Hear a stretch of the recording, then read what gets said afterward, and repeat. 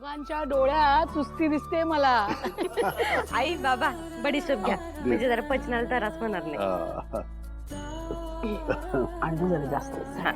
हो श्रीनिवास दळवी कोण आहे? काम आहे त्यांच्याकडे. बाबा आपण कोण आणि असं सरळ घरात कसे आलात? न विचारता घुसलं. ही घ्या नोटीस, सह्या करा. कसली नोटीस आहे ही? वाचायला येतं ना तुम्हाला? अहो घ्या आणि वाचा ना मग. किती उद्धट माणूस आहे हा.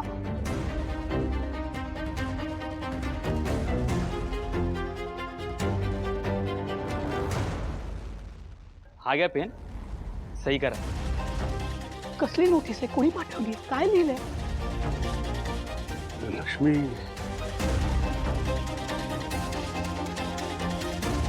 अगं यात असं लिहिलंय की आपण दिवस रात्र कष्ट करून पैसे जमा करून जी जमीन घेतली तिच्यावरचे सगळे हक्क आपल्याला सोडायला लागतील.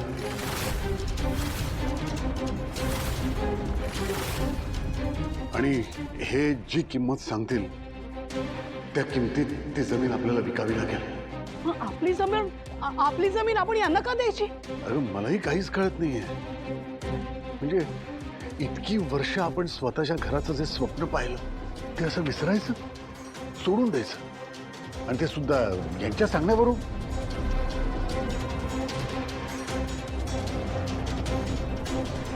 हे बघा, तुम्ही जे कोणी असाल ते एक गोष्ट नीट लक्षात ठेवा. काहीही झालं तरी आम्ही जमीन विकणार नाही.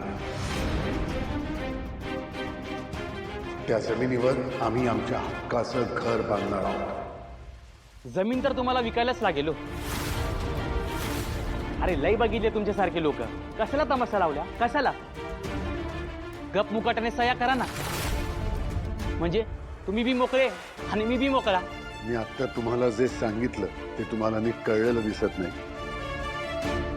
मी तुम्हाला पुन्हा एकदा सांगतो, तुम्ही कितीही जबरदस्ती केलीत तरी मी जमीन विकणार नाही. कळलं का तुम्हाला?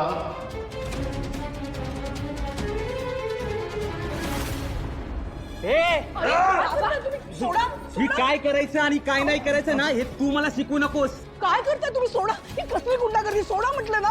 तुझ्या बायकोला समजावा, तिला तोंड बंद करायला सांगा. आधीच सांगतोय. लक्ष्मी,